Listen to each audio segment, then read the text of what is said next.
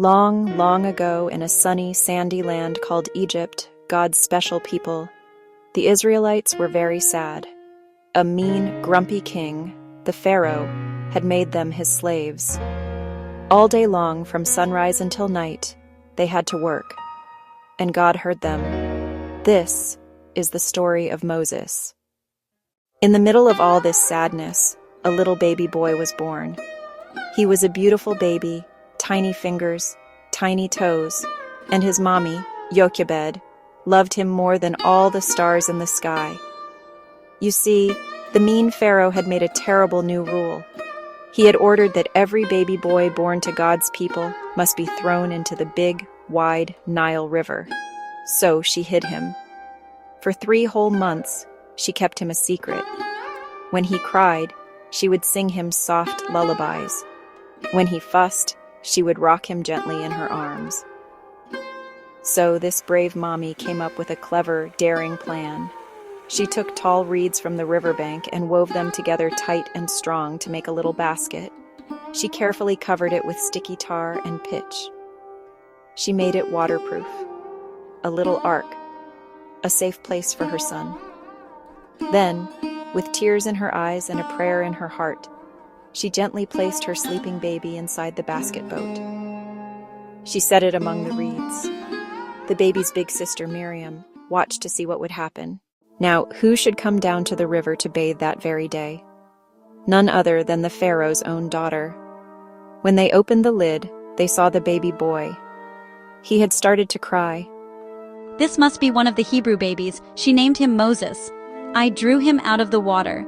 Moses grew up in Pharaoh's palace, safe and strong. One day, he saw a cruel Egyptian guard beating a Hebrew slave.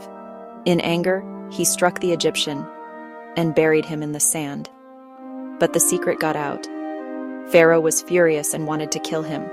Scared for his life, Moses ran away, all the way into the wide, empty desert.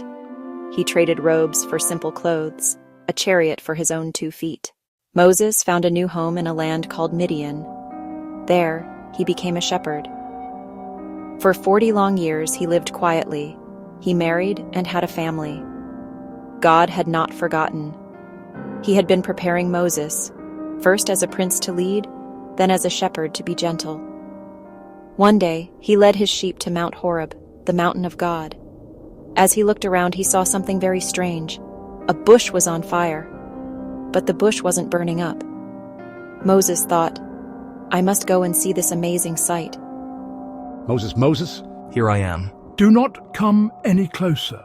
Take off your sandals, for you are standing on holy ground. I am the God of your father, the God of Abraham, Isaac, and Jacob. I have seen their suffering, so I have come down to rescue them. And you, Moses, you will go to Pharaoh. Who am I? I will be with you. Moses and Aaron went straight to the grand palace. The Lord, the God of Israel, says, "Let my people go." Who is the Lord that I should obey him? I will not let your people go. He made the people's work even harder. All the water in Egypt turned into blood, frogs in beds and food, clouds of gnats, thick swarms of buzzing flies. Egypt's animals died, but God's people's animals stayed healthy. Boils broke out on the Egyptians. A huge hailstorm rained down.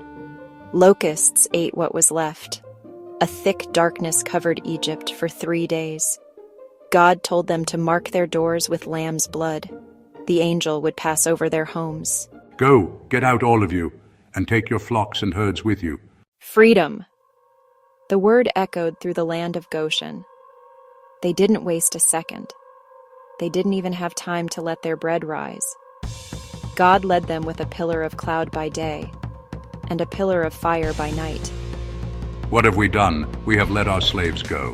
He gathered his army, his 600 fastest chariots. He thundered after the Israelites. He caught up at the edge of the Red Sea. What will we do? Was it because there were no graves in Egypt?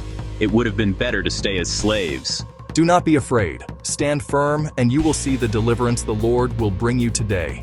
The Lord will fight for you. You need only to be still. Then God told Moses what to do. Raise your staff and stretch out your hand over the sea to divide the water. A strong east wind began to blow all night long.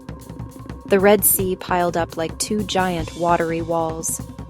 A wide path of dry land appeared right down the middle.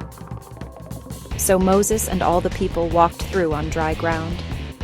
A wall of water on their right and on their left.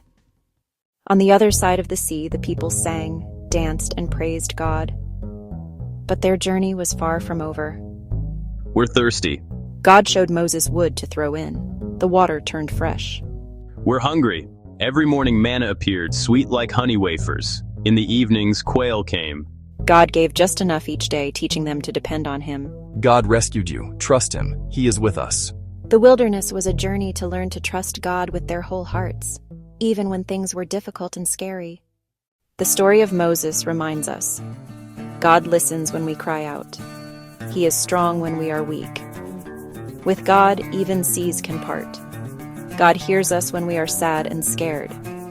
He is never too busy, and our prayers are never too small. When we feel like we can't, remember God's promise. I will be with you. He can do impossible things. Burning bush, river turned, sea parted. He is still the same God today, our rescuer, with a never-stopping, always and forever love.